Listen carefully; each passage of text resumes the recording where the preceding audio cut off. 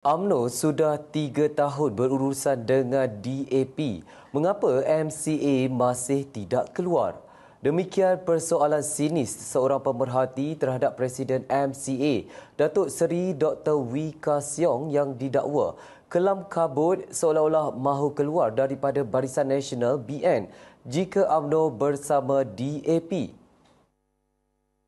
Pemerhati menegaskan bahawa ada sesuatu yang tidak kena dengan Ka Siong kerana jika benar MCA mahu keluar daripada BN, tindakan itu sudah lama dilaksanakan tanpa sebarang drama dan sandiwara sentimen politik. Gesa pemerhati akar umbi MCA wajarlah menilai semula sama ada layak atau tidak Ka Siong menyandang jawatan Presiden lagi kerana beliau dilihat banyak berbicara kosong dengan tohmahan tidak masuk akal yang memalukan diri sendiri.